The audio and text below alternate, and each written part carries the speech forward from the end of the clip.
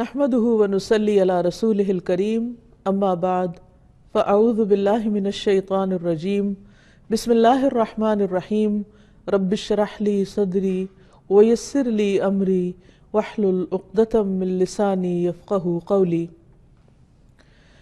ناظرین، پروگرام اللہ کے خوبصورت نام کے ساتھ آپ کی خدمت میں حاضر ہیں۔ آج ہم اللہ سبحانہ وتعالیٰ کے نام الجبار کے بارے میں گفتگو کریں گے۔ الجبار جبروت والا، الجبار کمزور کی خستہ حالی دور کرنے والا، الجبار اصلاح کرنے والا، الجبار اپنی مخلوق پر بلند، الجبار جو دلوں کے ٹوٹے دلوں کو تسلی بخشنے والا۔ الجبار کا لفظ بہت سے معنوں میں استعمال ہوتا ہے۔ اردو میں عام طور پر جابر کا لفظ ظالم کے معنوں میں استعمال ہوتا ہے، لیکن عربی زبان میں یہ اس کے برعکس ہے۔ اللہ سبحانہ وتعالیٰ کی یہ صفت ہمیں اس کے جبروت، اس کی عظمت، اس کی بلندی کے احساس کے علاوہ اس بات کا احساس بھی دلاتی ہے کہ وہ ذات بلند ہونے کے باوجود اپنی مخلوق کی حاجتوں کو بکثرت پورا کرنے کے ساتھ متصف ہے۔ وہ پوری قوت کے ساتھ ان کی اصلاح کر سکتا ہے، بیماروں کو شفا دیتا ہے، خوف کو امن میں بدل دیتا ہے، ناکامی کو کامیابی سے بدل دیتا ہے، اور وہ اس لحاظ سے بھی الجبار ہے کہ اپنی مخلوق کے اوپر بلند ہے اور مخلوق کے بارے میں اپنی مشیت کو اجباری طور پر نافذ بھی کر سکتا ہے، اور اس کے علاوہ کسی اور کی مشیت نافذ نہیں ہوتی۔ وَمَا تَشَاءُونَ إِلَّا أَن يَشَاءَ اللَّهُ، اور تم نہیں چاہتے مگر یہ کہ اللہ چاہے، یعنی اللہ سبحانہ وتعالیٰ کی مشیت اور اللہ سبحانہ وتعالیٰ کا حکم اور اس کی مصلحت ہی سب پر غالب ہے۔ الجبار بھی مبالغے کا صیغہ ہے، یعنی بہت زیادہ جبروت والا۔ اللہ سبحانہ وتعالیٰ جو کہ قوت والا ہے، وہ دوسروں کو اپنے فیصلوں پر مجبور بھی کر سکتا ہے، لیکن اس کے باوجود اس نے بندوں کو اختیار بھی دے رکھا ہے۔ اللہ سبحانہ وتعالیٰ العزیز بھی ہے، لہذا وہ قوت والا بھی ہے، اور پھر جبار ہے جو اپنے قوت کے ساتھ اپنے فیصلوں کو پوری طرح نافذ کر سکتا ہے۔ نبی صلی اللہ علیہ وسلم نے فرمایا، قیامت کے دن زمین ایک روٹی کی طرح بن جائے گی جس کو اللہ الجبار اپنے ہاتھ کے ساتھ الٹ پلٹ کرے گا، جیسے تم میں سے کوئی ایک سفر میں اپنی روٹی کو الٹ پلٹ کرتا ہے۔ یہ اللہ تعالیٰ کی طرف سے اہل جنت کے لیے مہمان نوازی ہوگی۔ اللہ سبحانہ وتعالیٰ جہاں ایک طرف جبروت کے مالک ہیں، وہاں دوسری طرف اپنی مخلوق کے لیے بے حد مہربان بھی ہیں، رحم فرمانے والے بھی ہیں، اور جب ان کے دل ٹوٹ جاتے ہیں یا ان کی مشکلات بڑھ جاتی ہیں تو ان کی تسلی کرنے والے بھی ہیں، اور اپنی مخلوق کی پوری حفاظت اور نگہداشت کے ساتھ ان کو سیدھی راہ پر قائم رکھنے والے بھی۔ اللہ سبحانہ وتعالیٰ اپنی مخلوق کے معاملات کی اصلاح کرنے والے بھی ہیں۔ بلحجیم قبیلہ کے ایک آدمی سے روایت ہے، کہتے ہیں کہ میں نے پوچھا، اے اللہ کے رسول صلی اللہ علیہ وسلم، آپ کن چیزوں کی دعوت دیتے ہیں؟ تو آپ نے فرمایا، میں اس اللہ کی طرف دعوت دیتا ہوں جو ایک ہے۔ وہ اللہ جب تم پر کوئی مصیبت آتی ہے اور تم اسے پکارتے ہو تو وہ تمہاری مصیبت دور کر دیتا ہے۔ جب تم کسی بیابان اور جنگل میں راستہ بھول جاؤ اور اس سے دعا کرو تو وہ تمہیں واپس پہنچا دیتا ہے، یعنی تمہیں راستہ دکھا دیتا ہے۔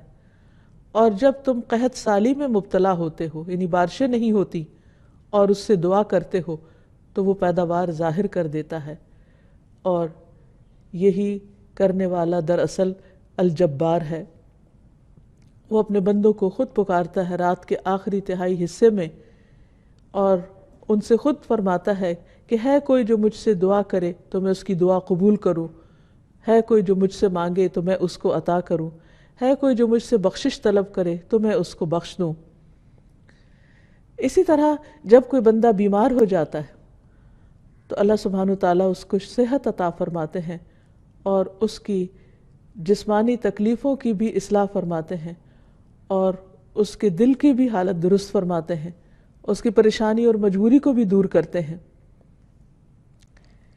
رسول اللہ صلی اللہ علیہ وسلم نے فرمایا، اللہ تعالیٰ فرماتے ہیں جب میں اپنے مومن بندے کو آزماتا ہوں اور وہ تیمارداری کرنے والوں کے سامنے میرا شکوہ نہیں کرتا، یعنی جو اس کا حال پوچھنے کے لیے آتا ہے اس کے سامنے اپنی تکلیف کا بہت زیادہ اظہار نہیں کرتا، تو میں اس کو اپنی قید سے آزاد کر دیتا ہوں، اس کے پہلے گوشت کے عوض بہترین گوشت عطا کرتا ہوں اور اس کے پہلے خون کے بدلے بہترین خون عطا کرتا ہوں، یعنی بدل کر، اور وہ اثر نو عمل کرتا ہے، یعنی انسان بیماری کے بعد بالکل درست ہو جاتا ہے اور پہلے سے بھی زیادہ بہتر کام کرنے لگتا ہے، جبکہ بیماری کی حالت میں انسان مایوس ہو چکا ہوتا ہے۔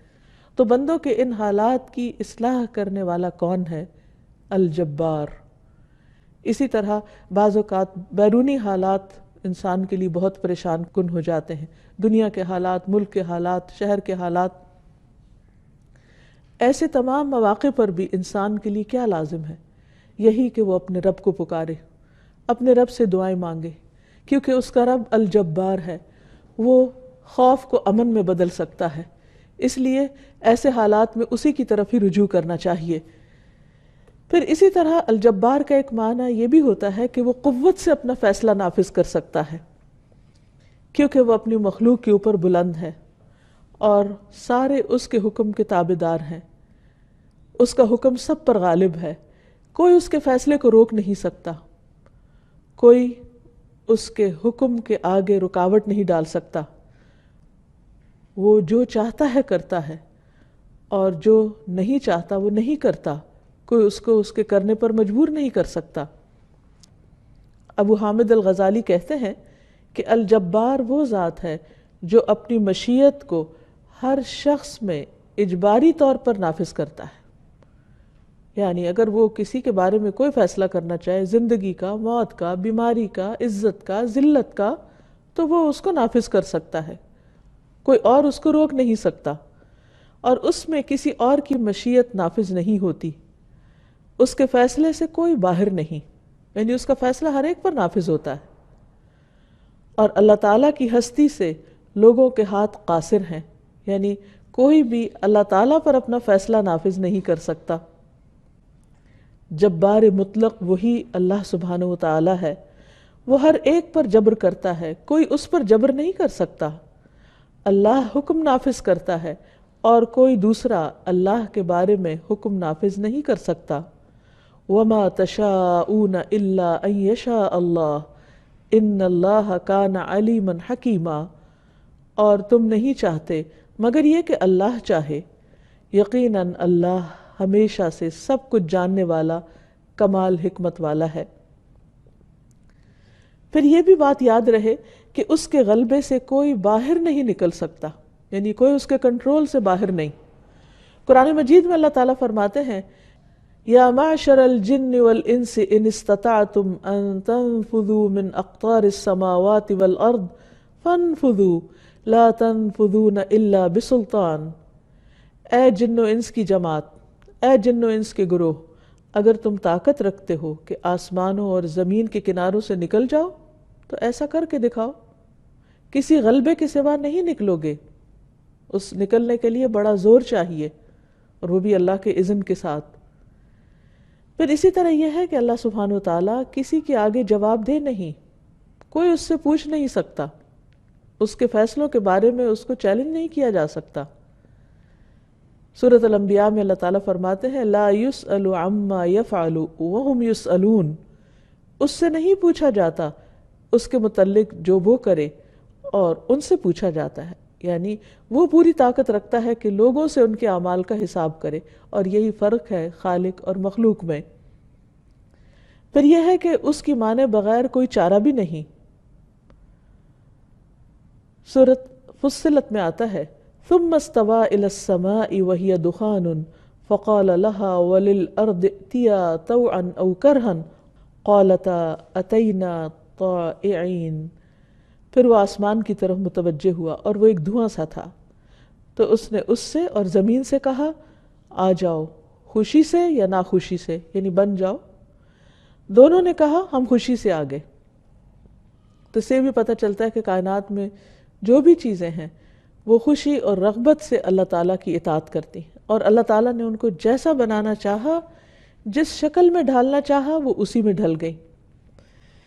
پھر اسی طرح اللہ سبحانہ و تعالیٰ جب کسی قوم کے بارے میں یا جب کسی انسان کے بارے میں کوئی فیصلہ کر لیتا ہے تو وہ قوم اپنی مرضی سے اس کو تبدیل نہیں کر سکتی۔ ہاں، یہ الگ بات ہے کہ اللہ تعالیٰ جب تک جس کو جو چاہے ڈھیل دے، اختیار دے، مہلت دے، اور وہ اسے جیسے چاہے استعمال کرے، لیکن جب اللہ تعالیٰ کا اس کے بارے میں کوئی فیصلہ آ جاتا ہے، مثلا عذاب کا فیصلہ آ جاتا ہے، تو پھر پوری قوم بھی مل کر نہیں ٹال سکتی۔ قوم نوح کے اوپر عذاب کا جب فیصلہ آیا تو زمین اللہ کے حکم سے پانی اگلنے لگی اور آسمان بھی پانی برسانے لگا، زمین اور آسمان کا پانی مل گیا اور وہ قوم ڈبو دی گئی۔ وہ ساری قوم بھی مل کر اللہ کے فیصلے کو نہیں روک سکی۔ اسی طرح قوم صالح کی بستیاں، اسی طرح یعنی قوم سمود، اور پھر قوم ہود، عاد کے لوگ کتنے طاقتور تھے، وہ کتنے بڑے بڑے محلات انہوں نے تعمیر کیے۔ قوم سمود نے کتنی بڑی بڑی چٹانوں کو تراش کر عمارتیں بنائیں۔ اسی طرح قوم فرعون، ان میں سے کون بچا؟ اللہ کے فیصلے سے کون بھاگ سکا؟ اللہ سبحانہ وتعالیٰ کا فیصلہ ان پر نافذ ہو کر رہا۔ پھر اسی طرح یہ بھی ہے کہ بعض اوقات اللہ سبحانہ وتعالیٰ وقتی طور پر کسی کو آزمائش میں ڈالتے ہیں تاکہ وہ سمجھ جائے، اور پھر اس کے بعد اس کو اس طریقے پر ہدایت بھی دیتے ہیں جب کوئی ہدایت کے لائق ہو۔ تو یہ بھی اللہ کا فیصلہ ہوتا ہے، اور اللہ سبحانہ وتعالیٰ کے فیصلوں کو کوئی بدل نہیں سکتا۔ پھر اسی طرح یہ ہے کہ دنیا کے معاملات میں تو اللہ تعالیٰ کے فیصلے ہیں ہی، آخرت میں بھی سارے فیصلے اللہ سبحانہ وتعالیٰ ہی کے ہاتھ میں ہوں گے، کیونکہ الملک یومئذ للہ، ساری بادشاہت اللہ تعالیٰ کے پاس ہوگی، اور اسی کا حکم اور اسی کا فیصلہ نافذ ہوگا۔ ان معاملات کو دیکھتے ہوئے بعض لوگوں کے ذہن میں یہ خیال آتا ہے کہ شاید پھر انسان کے پاس کوئی فیصلے کی قوت ہی نہیں، کوئی اختیار ہی نہیں، وہ تو پھر کچھ بھی نہیں کر سکتا۔ شاید اللہ سبحانہ وتعالیٰ سب پر جبر کرتا ہے اور ہر ایک سے جبراً اپنا فیصلہ منواتا ہے۔ تو بات یہ ہے کہ کونی معاملات جو ہیں، یعنی کائنات کے معاملات جو ہیں، ان میں انسان کا اختیار نہیں ہے۔ مثلاً انسان آندھی کو نہیں روک سکتا۔ اگر کہیں کسی شہر پر یا کسی جگہ پر آندھی آ جاتی ہے تو کوئی آبجیکٹ نہیں کر سکتا، کچھ لوگوں کو اعتراض نہیں کر سکتا کہ تم لوگوں نے آندھی کیوں نہیں روکی۔ یا کہیں سیلاب آ جاتا ہے تو کوئی کسی کو یہ نہیں کہہ سکتا کہ سیلاب کیوں نہیں روکا۔ یا زلزلہ آ جاتا ہے تو کوئی یہ نہیں کہہ سکتا کہ تم روک لیتے اس کو۔ تو یہ یاد رہے کہ کائنات کے اندر جو تبدیلیاں ہو رہی ہیں، مثلا ستارے گر رہے ہیں یا شہاب ثاقب گرتے ہیں، یا اور بہت ساری ایسی چیزیں ہیں کہ جن کے اندر تبدیلیاں دن رات ہوتی رہتی ہے، رات دن میں بدلتی ہے، دن رات میں بدلتا ہے۔ اسی طرح بارش کا آنا یا نہ آنا، مدتوں بارش نہ آئے تو کوئی لا نہیں سکتا۔ یہ سارے فیصلے اللہ سبحانہ وتعالیٰ کے ہاتھ میں ہیں، اور ان میں سے انسان کو کچھ بھی اختیار حاصل نہیں کہ وہ اللہ تعالیٰ کے ان فیصلوں کو بدل سکے۔ اور اسی طرح اس کے عذاب کے فیصلے بھی، پھر قیامت کا فیصلہ بھی، پھر کسی بھی قوم کے اندر اتار چڑھاؤ جو آتا ہے، اس کے عروج اور زوال کا فیصلہ، یہ سب ایسے ہیں کہ جن میں اللہ سبحانہ وتعالیٰ مکمل طور پر اپنے فیصلے کو نافذ کرتا ہے، اور اس میں بندوں کو کوئی اختیار نہیں دیتا کہ وہ اپنی مرضی سے اس فیصلے کو تبدیل کر سکیں۔ مثلا اللہ تعالیٰ فرماتے ہیں انما توعدون لآت وما انتم بمعجزین، بے شک وہ چیز جس کا تم سے وعدہ کیا جا رہا ہے وہ ضرور آنے والی ہے، اور تم کسی صورت عاجز کرنے والے نہیں، یعنی اللہ تعالیٰ کو ہرا نہیں سکتے، اس کے فیصلوں کو روک نہیں سکتے۔ اسی طرح قوموں کے عروج و زوال کا فیصلہ اللہ سبحانہ وتعالیٰ فرماتے ہیں وَلِكُلِّ أُمَّةٍ أَجَلٌ فَإِذَا جَاءَ أَجَلُهُمْ لَا يَسْتَأْخِرُونَ سَاعَةً وَلَا يَسْتَقْدِمُونَ، اور ہر امت کے لیے ایک وقت مقرر ہے، پھر جب ان کا وقت آ جاتا ہے تو وہ ایک گھڑی نہ پیچھے ہوتے ہیں اور نہ آگے ہوتے ہیں، یعنی جب جس کے خاتمے کا وقت لکھا جاتا ہے اس وقت وہ ختم ہو جاتا ہے۔ لیکن اس سے یہ غلط استدلال نہیں کرنا چاہیے کہ اللہ تعالیٰ بندوں کو کسی خاص کام پر مجبور کرتا ہے، جیسے جبریہ فرقے نے کہا ارشاد باری تعالیٰ ہے لا اکراہ فی الدین قد تبین الرشد من الغی فمن یکفر بالطاغوت ویؤمن باللہ فقد استمسک بالعروۃ الوثقی لا انفصام لها واللہ سمیع علیم۔ دین میں کوئی زبردستی نہیں، بلا شبہ ہدایت گمراہی سے صاف واضح ہو چکی ہے۔ پھر جو کوئی باطل معبود کا انکار کرے اور اللہ پر ایمان لائے تو یقیناً اس نے مضبوط کڑے کو تھام لیا، مضبوط سہارا پکڑ لیا جسے کسی صورت میں ٹوٹنا نہیں، اور اللہ سب کچھ سننے والا اور سب کچھ جاننے والا ہے۔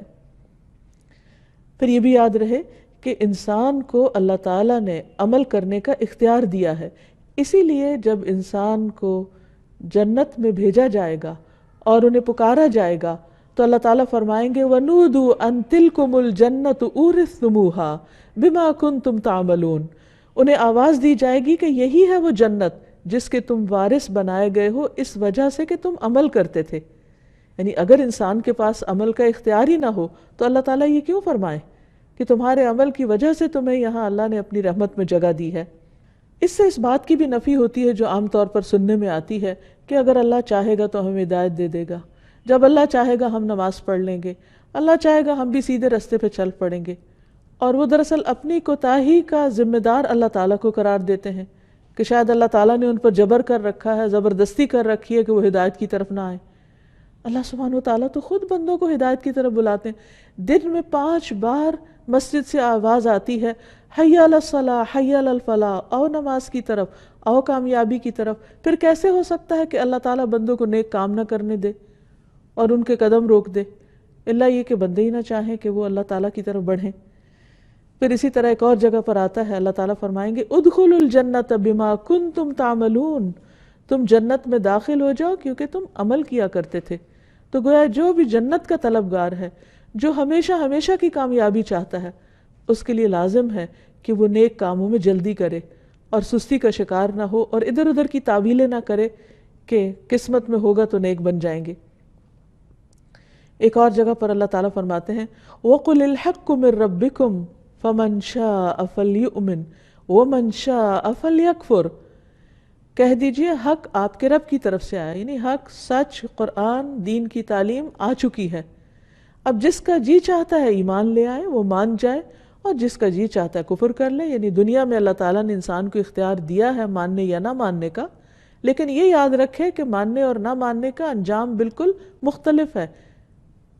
إِنَّا أَعْتَدْنَا لِلظَّالِمِينَ نَارًا أَحَاطَ بِهِمْ سُرَادِقُهَا وَإِن يَسْتَغِيثُوا يُغَاثُوا بِمَاءٍ كَالْمُهْلِ يَشْوِي الْوُجُوهَ بِئْسَ الشَّرَابُ وَسَاءَتْ مُرْتَفَقًا، بے شک ہم نے ظالموں کے لیے ایک آگ تیار کر رکھی ہے، یعنی جو اللہ سبحانہ وتعالیٰ کی بات نہیں مانتے اور اپنی جان پہ ظلم کرتے ہیں اور اللہ کے حق میں کمی کرتے ہیں، پھر ان کا انجام یہی ہے۔ جس کی قناتوں نے انہیں گھیر رکھا ہے، یعنی انہیں چاروں طرف سے سراؤنڈ کرے گی، اور اگر وہ پانی مانگیں گے تو پانی نہیں، پگھلے ہوئے تانبے جیسا پانی دیا جائے گا جو چہروں کو بھون ڈالے گا۔ بہت بری ہے پینے کی چیز اور بری آرام گاہ۔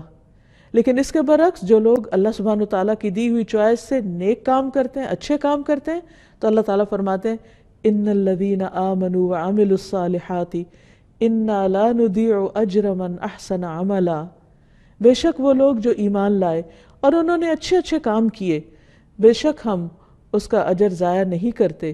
جو بھی اچھا عمل کرے، یعنی جو شخص اپنے دل کی خوشی کے ساتھ، اپنی رغبت کے ساتھ اللہ تعالیٰ کی اطاعت کرے گا، اللہ تعالیٰ اس کے عمل کو قبول فرمائیں گے۔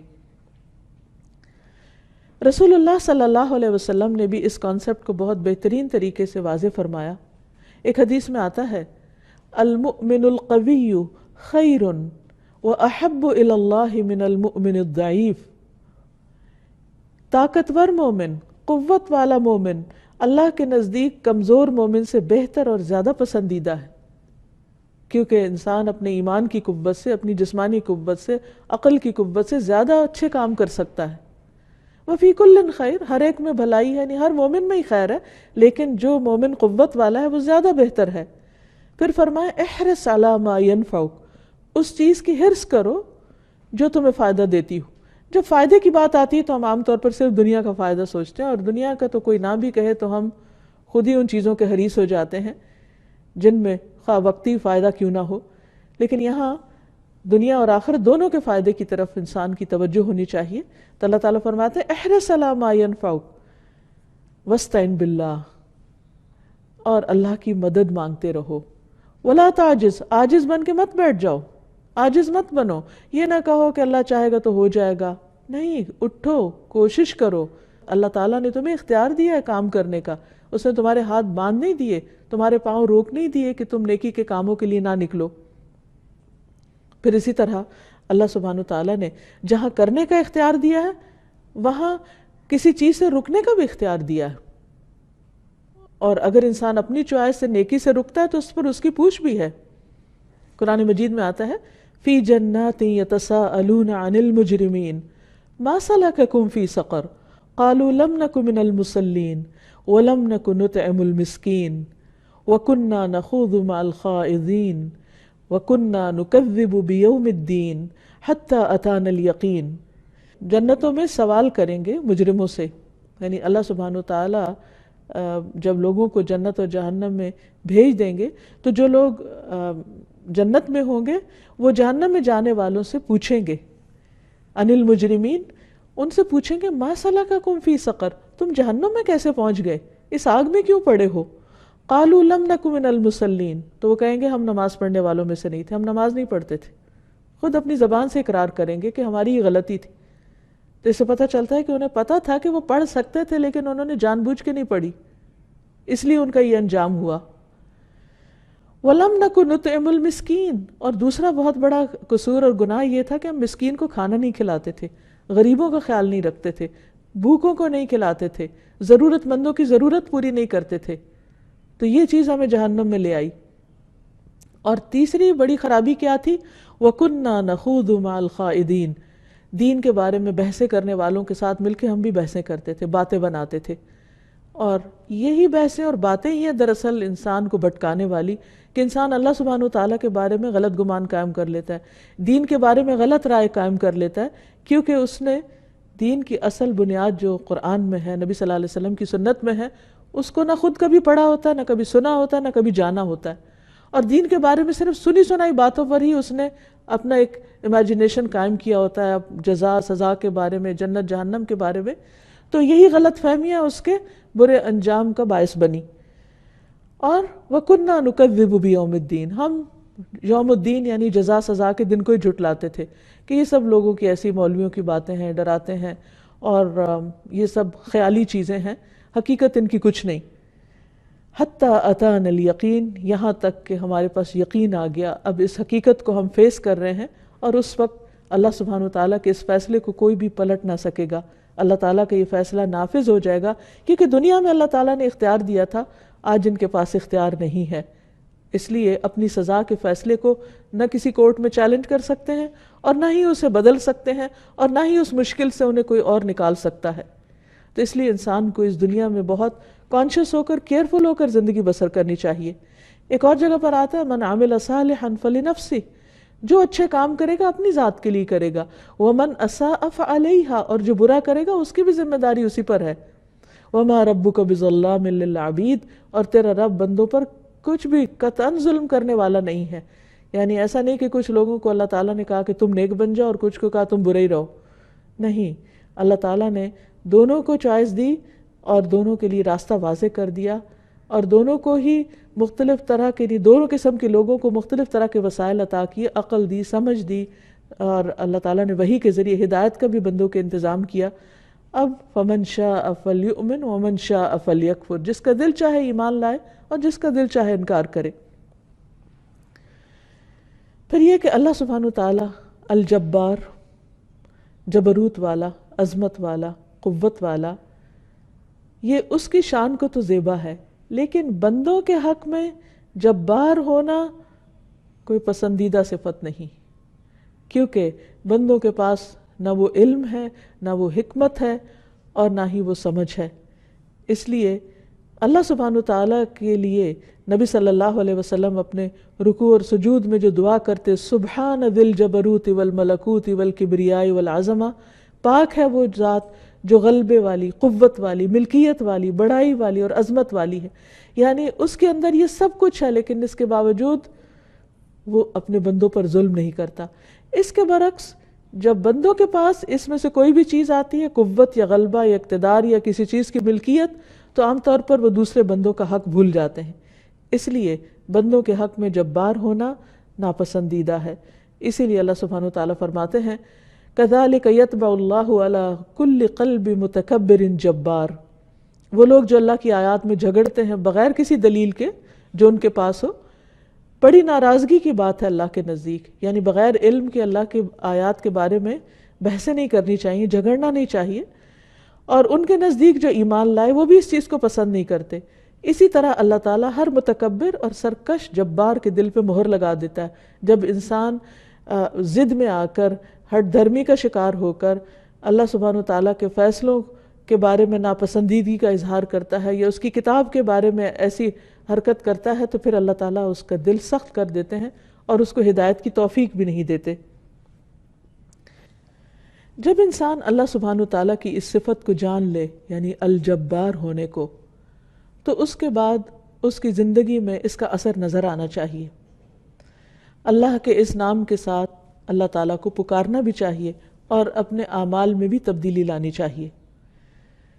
مثلا اگر ہم اپنے مقاصد میں کامیاب نہیں ہوتے، ہم کوشش کرتے ہیں، بار بار کوشش کرتے ہیں، لیکن بات نہیں بنتی نظر آتی اور ہم بے بس پاتے اپنے آپ کو، تو اس وقت اس صفت کے ساتھ اللہ کو پکارنا چاہیے کہ یا جبار، اے وہ جس کے پاس ساری عظمت اور بلندی ہے، جس کے فیصلے ہر طرح سے نافذ ہو سکتے ہیں، جو سب کچھ کرنے پر قادر ہے، تو ہماری مدد فرما، ہماری کمیوں کو دور کر دے.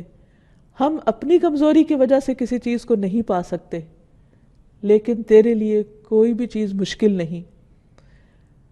اور پھر وہ ہستی جو ہر کمی سے پاک ہے اور ہر کمزوری سے پاک ہے، جب انسان اس کو پکارتا ہے تو واقعی اس کی مدد آتی ہے. اور ایسا کرنا انسان کے کاموں کی اصلاح بھی کر دیتا ہے. انسان کی دینی اور دنیاوی دونوں طرح کے معاملات کی اصلاح ہوتی ہے. اور الجبار کا ایک معنی اصلاح کرنے والا بھی ہے.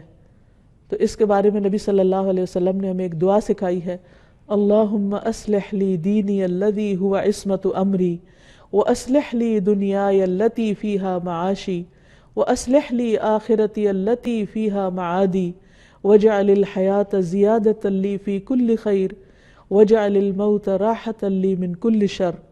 اے اللہ میرے دین کو درست کر دے جو میرے معاملات کا محافظ ہے، میری دنیا کو درست کر دے جس میں میرا رزق ہے، میری آخرت کو درست کر دے جس میں مجھے لوٹنا ہے، میری زندگی کو ہر بھلائی میں میرے لیے زیادتی کا باعث بنا دی، جب تک میں زندہ ہوں میرے خیر میں اضافہ ہی فرماتا جا، اور موت کو میرے لیے ہر شر سے راحت کا ذریعہ بنا دے. تو الجبار کے جبروت کو محسوس کر کے کہ وہ ہر طرح کے معاملات کی اصلاح کرتا ہے، تو اپنی زندگی اور آخرت اور دنیا ان تمام چیزوں کی اصلاح کی دعا کرتے رہنا چاہیے. اسی طرح بچوں کی اصلاح کی فکر کرنی چاہیے، ان کے لیے بھی دعا کرنی چاہیے، جیسے کہ سورۃ الاحقاف میں دعا آتی ہے، رب اوزعنی ان اشکر نعمتک التی انعمت علی وعلی والدی وان اعمل صالحا ترضاہ واصلح لی فی ذریتی انی تبت الیک وانی من المسلمین. اے میرے رب مجھے توفیق دے کہ میں تیری اس نعمت کا شکر کروں جو تو نے مجھ پر اور میرے ماں باپ پر انعام کی، اور یہ کہ میں نیک عمل کروں جسے تو پسند کر لے، اور میری اولاد میں اصلاح کر دے. اولاد کا معاملہ اتنا نازک ہے کہ جس میں انسان بعض اوقات اپنے آپ کو بالکل بے بس پاتا ہے، اور یوں لگتا ہے کہ جیسے اولاد ہمارے اوپر جبار ہو گئی ہے، بعض اوقات اپنی سرکشی کی وجہ سے، نافرمانی کی وجہ سے. تو اس کے لیے بھی، یعنی اولاد کی اصلاح کے لیے بھی اور سرکشی کے مقابلے کے لیے بھی اللہ سبحانہ وتعالیٰ کی اس صفت کو یاد کر کے پکارنا چاہیے کہ اے جبار، تو جو سب کی اصلاح کرتا ہے تو میری اولاد کی بھی اصلاح کر دے. انی تبت الیک، میں تیری طرف توبہ کرتا ہوں. کیونکہ بعض اوقات انسان جب اللہ کی نافرمانی کرتا ہے تو اولاد اس کی نافرمانی کرتی ہے. تو اللہ سبحانہ وتعالیٰ ہمیں اپنی نافرمانی سے بچائے اور ہماری اولاد کو ہماری نافرمانی سے بچائے.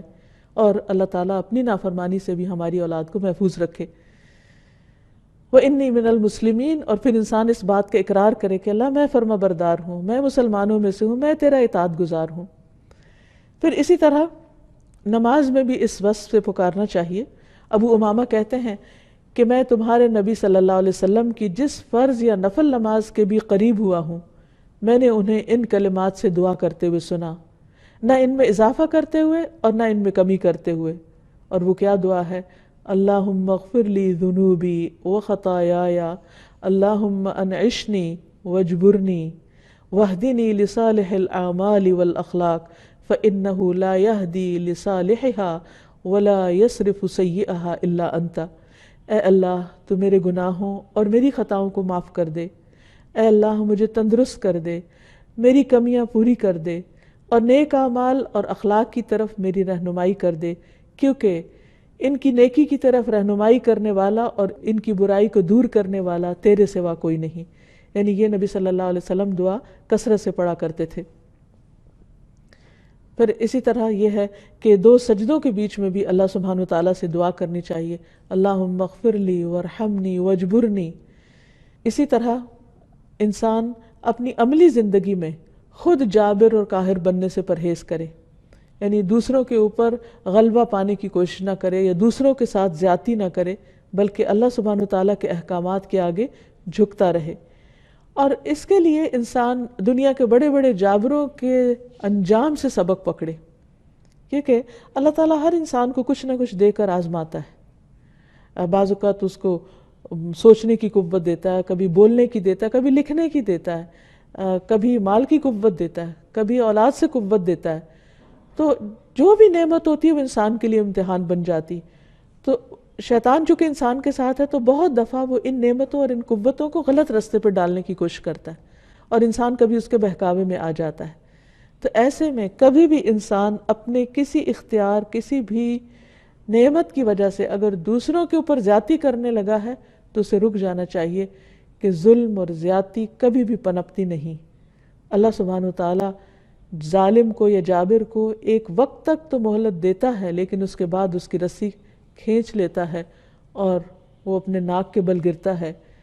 اسی طرح ہدایت سے بھی وہ محروم ہو جاتے ہیں، حتیٰ کہ آخری وقت میں جب ان کے سامنے ساری حقیقت کھل جاتی ہے اور ان کو سمجھ آ جاتا ہے کہ اصل قوت کس کی ہے، تو اللہ سبحانہ وتعالیٰ اس وقت پھر اس کی اس بات کو قبول نہیں کرتے۔ جیسے فرعون جب ڈوبنے لگا تو اسے پتہ چلا کہ میرے پاس تو کوئی قوت نہیں، میں تو اس پانی کو بھی نہیں روک سکتا جس کے بارے میں میں کہتا تھا الیس لی ملک مصر وہذہ الانہار التی تجری من تحتی، کہ یہ مصر کا ملک اور یہ نہریں جو میرے نیچے بہتی ہیں کیا میری نہیں، میں ان کا مالک نہیں؟ تو انہیں میں سے ایک دریا میں جب وہ ڈوب گیا اور اپنے آپ کو بچا نہ سکا تو اس کو سمجھ آ گئی اور کہنے لگا کہ میں بنی اسرائیل کے رب پر ایمان لاتا ہوں، لیکن اس وقت اس کا ایمان قبول نہیں کیا گیا۔ اسی طرح عیسیٰ علیہ السلام نے اپنے بارے میں فرمایا تھا وَبَرًّا بِوَالِدَتِي وَلَمْ يَجْعَلْنِي جَبَّارًا شَقِيًّا، کہ اللہ سبحانہ وتعالیٰ نے مجھے اپنی والدہ کے ساتھ اچھا سلوک کرنے والا بنایا اور مجھے سرکش بدبخت نہیں بنایا۔ تو جبار ہونا اور ظالم ہونا اور متکبر ہونا اللہ سبحانہ وتعالیٰ کو اپنے بندوں کے لیے ہرگز بھی پسند نہیں۔ پھر اسی طرح یہ ہے کہ انسان کی زندگی میں جب کوئی پریشانی آئے، خواہ وہ اپنے اس کے مالی معاملات میں ہو یا بچوں کی طرف سے کوئی پریشانی ہو، شفا کی ضرورت ہو، تو ان سب معاملات کو اللہ سبحانہ وتعالیٰ کے سپرد کر دینا چاہیے، اور اس وقت اللہ تعالیٰ کی اس صفت کو یاد کرنا چاہیے کہ اے الجبار جو سارے معاملات کی اصلاح کر سکتا ہے، تو میرے حالات بھی درست کر دے۔ اور پھر عاجزی اور انکساری کے ساتھ اللہ تعالیٰ کو پکارنا چاہیے اور عاجزی اور انکساری کو محسوس کرنا چاہیے۔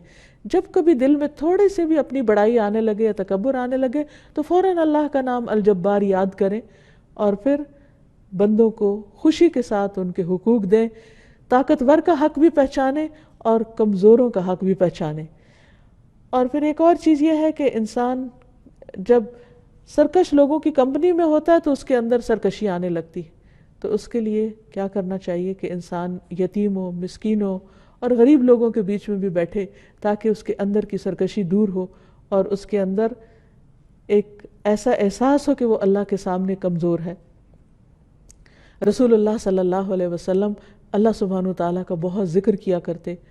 حدیث میں آتا ہے کہ آپ لایانی گفتگو نہیں کرتے تھے، نماز لمبی پڑھتے تھے، خطبہ مختصر دیتے اور بیواؤں اور مسکینوں کے ساتھ جاتے اور ان کا کام کر دیتے تھے. آپ اللہ کے رسول تھے، آپ اللہ کے چنے ہوئے تھے، تمام انبیاء کے سردار تھے. اس کے باوجود آپ کی عاجزی دیکھیے کہ کس طرح وہ بیوہ اور مسکین کے پاس جاتے اور ان کے ساتھ بیٹھتے. اور یہی وہ چیز ہے کہ جس سے انسان کے اندر عاجزی پیدا ہوتی ہے اور انسان واقعی اللہ تعالیٰ کے جبروت کو، ملکوت کو، عظمت کو محسوس کرتا ہے. اللہ تعالیٰ ہمیں اپنے ان بندوں میں شامل کر لے جو واقعی اس کے پسندیدہ اور چنے ہوئے بندے ہیں، اور ہمیں اللہ تعالیٰ اپنے اس نام کی، اپنی صفت کی بہترین معرفت عطا کر کے ہمارے عمل کو اس کے مطابق بدل دے. وآخر دعوانا ان الحمد للہ.